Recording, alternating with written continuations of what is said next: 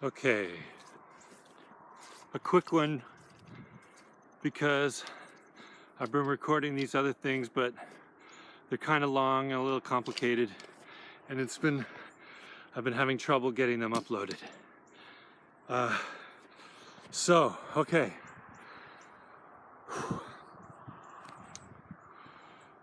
I've been working with the type of fatigue that I get in interacting with other people, and how I get this level of exhaustion that slows me down. It's like my bounce back time when it comes time to so I'm working in this amazing place. I showed you the stonework in an earlier video. They had other stuff they needed done and there was no one willing to do it. I don't know why, because people are insane, I guess. I mean, holy shit. I mean, look at that. And that's with a half rainy, misty day. Like, if you could see the colors out there that were out yesterday in the sun. Anyway, why anybody wouldn't know on this job, I don't know. They're fucking crazy. But it means that I'm in other people's world all of the time, even when they're not around, because I'm living at the place temporarily until the end of the season in order to make this possible. If I had to commute, I wouldn't be doing this either. That's not why the other people aren't doing it. Anyway, so I'm in their world all of the time, whether they're here or not. And I've been monitoring. Should probably do a video someday on what the technique is for that and how I learned that. But I do this thing where I have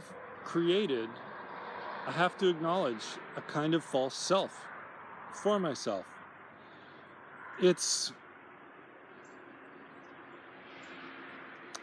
is going to be a quick one here, just because I've been feeling badly and I just got to get something up on the site. So short few minutes before I go for coffee. But I've been really paying attention to the mechanism of how this works. So I'm psyched to break it down. But the basic framework in effect is, I don't put, it's like being in polite mode in a sense. It's like being on your best behavior. It's like when in Rome, do as the Romans. Or when you're in somebody else's house, they're the king of the castle, and you respect that. And you'd respect that if, like in my position here, I've found something that's a really great dual benefit. I can offer something that they're not finding anyone else to do, and health and space-wise, it's been amazing for me. So I want it to continue. So when in Rome, I'll do things their way, and because of the projects and the winding path of life I've had up until now, I've developed a skill set for parachuting into other people's worlds, whether it's another language, whether I have to learn Italian to do it, whether I have to find my way around a place, if I have to live in a different strata of society that I'm used to, or different towns and environments, different side of the country. I have a way of working to the situation now. But interestingly, as I really look at it to figure out why it makes me so tired when I then get free time and I go to work on writing and stuff like this channel, why I can't just sit down and do it, I'm realizing I have this huge shift in like modes. It's not like shifting gears from one level up to a faster or slower gear. It's literally, or thinking about one topic and shifting to another topic. It's almost like shifting from thinking in language to thinking in math. But in a sense, even that doesn't make sense, because in language you're working with grammar and logic, and math has a grammar and logic too. So even those have a similarity. It's more like shifting from painting to math, where you're processing the world, your environment, where you are, how you're thinking, in quotation marks, in air quotes, thinking about that. But it's also, I think it has a lot to do with the heart brain. There are these things coming out, in biological research these days, where they're discovering how many neurons there are in the solar plexus. And we talk about our gut reactions, and you're following your heart, or knowing what's right or wrong for you. And when I'm working on creative stuff, particularly writing, but if I'm doing ceramics as well, things like that, I'm coming from a place, I'm operating in a mode that is, it's not frontal, it's not thinky, it's not process information in a think, excuse me, misty day. It's not processing information in a thinking way and sorting it out. It's like a feeling sifting it, but not feeling as in it makes me happy, it makes me sad, I have good feelings, I feel moody about it. Not feelings in that sense, not like emotion feelings, but more like sitting with it, and then just like, if it's something with a character in a story, or if it's something with like how the plot structure is going to work, so that the characters can get the challenges that I want to talk about, showing why a person would do one thing rather than another, and then I want my characters to have their adventures that way. To decide, again in quotes, decide what that plot move should be. I'm thinking about it, like I'm reviewing all the different contexts and the themes that I've been writing notes on for a couple of years, working up to finally putting it all down. But to know what the thing is, to write it, to make a decision on a plot course or something, I just sit there and go over it and go over it and go over it until I see the way that works. Like, just readjust, and then you go, that's it. That's the one that gives the feeling, it has the tone, it makes it draws you along, makes the impression that I need here. I'm not thinking that out. I'm thinking about all the elements that go into it and using my, I guess, cognitive brain for that. But then to know what to do about it is coming from this, and I'm just guessing, maybe this is like this heart brain solar plexus thing, because it definitely is not heady. It's a whole body kind of just being with the stuff. And this delay that's causing me to take so long to get to this finishing stage, as I've been immersed in this environment, I can see how I am not able to be in that heart mode, let's call it, when I'm dealing with other people. Not able. Like I'm not able to open it up in the way that sometimes you can't stop a foot cramp. It's just protect. And I have another polite, palatable, processable Chris who I put forward for people to interact with. And there are many, he's not a complete phony. There are many elements of actual me in there, but there are a whole bunch of filters and a whole bunch of presentation techniques and a whole bunch of biting my tongue and holding back and sitting on my hands and presenting nicely that I do to filter out the information. And I'm doing it, I can look at it and I can see I'm doing it to protect myself from the backlash, projection, from the backlash that's going to come. And that backlash is a kind of mortal danger. Again, projection. It's not an actual mortal danger. None of these people are actually going to kill me. But when I started building this way with others, it was in the parental bubble, and to the child brain, backlash and rejection equals mortal danger. And it's in my techniques or whatever, this false presentation was made with that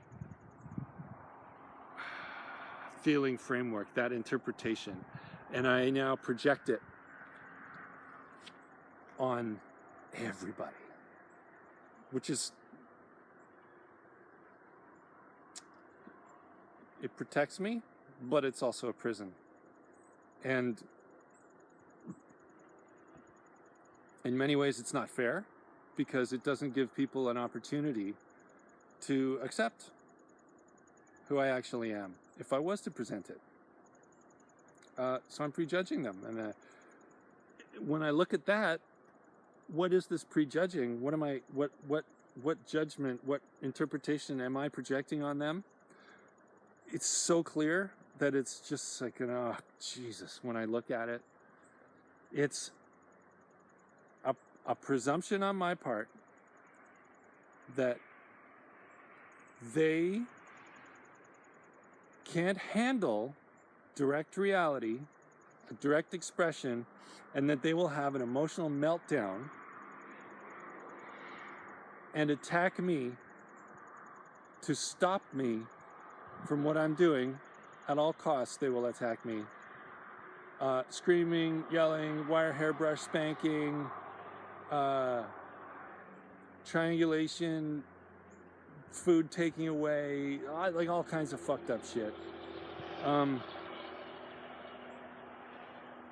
Terrible scalding threats. Not physical water, but I mean, I know some people get that. I'm not talking about that level. I'm talking about psychological and emotional. And I'm projecting that shit on a bunch of people who don't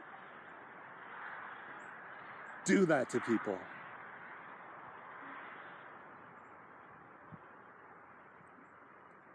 And I hate it.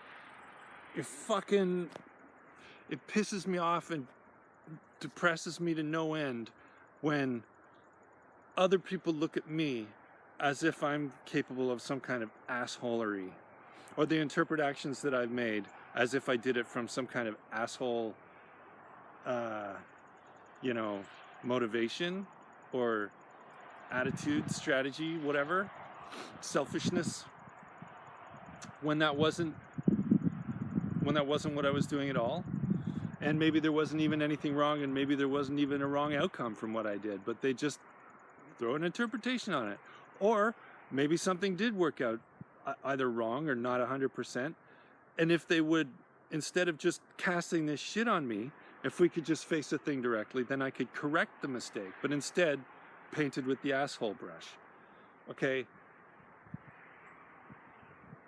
I fucking hate that when it's done to me. It's just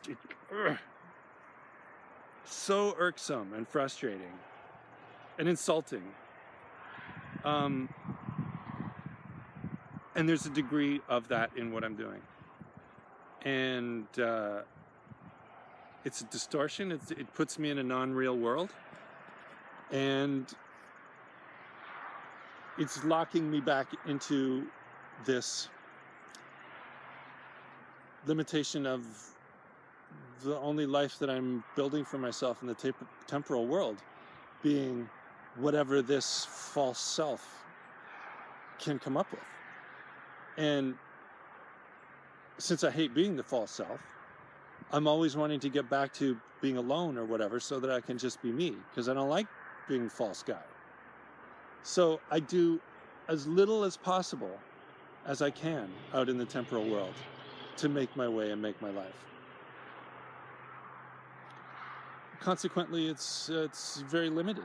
It's very limited in terms of resources, like money and so forth, in order to do better projects or travel wider and do things in parts of the world where I've studied, and I would like to go and do a project like a tile project or something, but I can't get myself there because I'm minimizing all the time. And just to wrap this up, so the question would be, well, let's stop that. Let's stop doing that so that I can have 100% life, right? Well, when I try to bring heart me forward, firstly, I haven't developed any skill sets for doing that in my life. So it's very awkward and weird, and I don't know what I'm doing, and it certainly sets off the fear matrix. So then my, conversationalism and any sort of wittiness or whatever that you would interact with people, access to names of things or memories of, like, you're trying to have a conversation into which to bring real self forward, but then you're nervous and you got the anxiety because it's shutting in and trying to put you back into the safe zone. So then you can't quite think of all the good things to say, or maybe you have knowledge on a subject and you start talking to somebody about it and you can't remember the details. So then they get frustrated listening because you're sitting there going, trying to remember the thing, all this shit. So primary, even when I go and I start trying to bring this online, not presuming that the other people can't handle it, I got that fight, fear, flight, fucking thing trying to put me back in the box, trying to put myself back in the box for my own safety. From built in from the very start, right? Down at the very core of my operating system. That's been going, it probably started in the womb. But certainly right out of off the start when I came out into the world. The other thing is, it's coming out a little wonky. It's not resolved. I'm not giving final reads on things. Sometimes it's kind of raw emotion. It's like a dangling thread, and sometimes I'm wandering into a raw, unprocessed area, or I'm offering raw, unprocessed flow. It's not about being rude or not having manners. It's just about, I think it has a sort of unhinged kind of quality. It's like it's not wild and crazy. It's just like it's a more natural wild. I mean, look where I'm standing. It's like this compared to a city. For people who never leave the city, something as beautiful as this would scare the shit out of them. Which I know is true because I've taken some people out of the city who've never left it, and they freak the fuck out. So even though they don't have a prejudiced resistance to it, it's almost like the vibes can detonate or resonate unhingedness in others, and then conversations can get a little wild and go off the track, and then I have to go back into the well-developed codependent skill set of managing other people's feelings to get everything back in the fucking okay zone for everybody. So let's stop it there. I'm gonna stop it there and go have my morning coffee. It's 10:30. Um,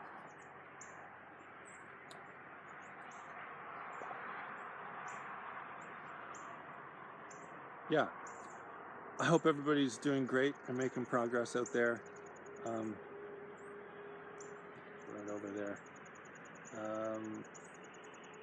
I'm doing editing tutorials so I can get these longer ones up and get them to upload to YouTube properly. So